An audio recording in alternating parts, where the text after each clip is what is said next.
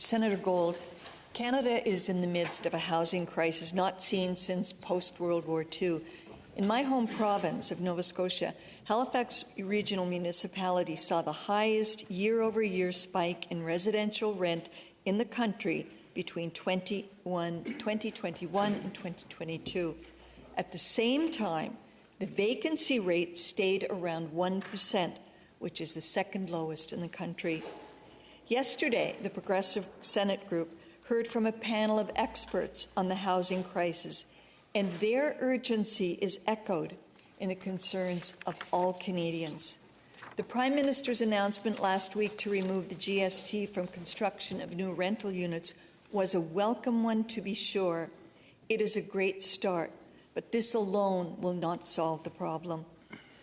What will the federal government do to ensure that all levels of government coordinate action on the critical housing issue?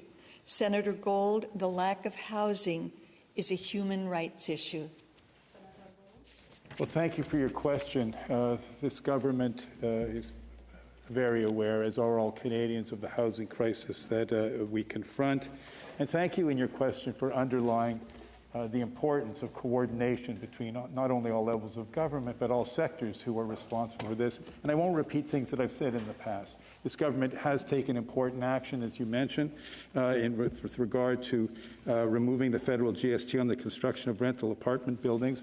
And importantly, and to your point, showing leadership in urging the provinces to follow suit, and indeed many provinces have already done so, and we hope that others, like my province of Quebec, will come on board as well. Indeed, there's also a role for municipalities, as many commentators have observed, and once again, the government is committed to working with municipalities in order to exercise its leadership, moral and otherwise, as we seek a solution together to this crisis.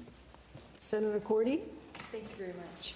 And I'm glad that we do agree that it has to be a coordinated effort of all governments and all sectors of the population who have concerns, like the people that our group met with yesterday. Housing must be built as quickly as possible to meet the needs of Canadians. There is a critical shortage of non-market housing and supportive housing. A major hurdle to building 5.8 million homes over 8 years is Canada's labour shortages. Senator Gold, there are simply not enough skilled tradespeople to build the number of homes that we need quickly.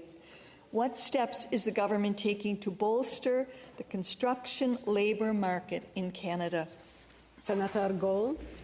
Well, thank you for your question. As the Minister of Immigration has remarked in the past months, the government is hoping to attract increasing numbers of skilled immigrant people who can, in fact, contribute to make up the shortfall in our skilled labor force in this particular area. Indeed, there is a labor shortage in many sectors. It is a challenging and delicate balancing act when all the factors need to be combined in a rational, prudent, and sensible policy. The government is committed to doing its part to meet that need.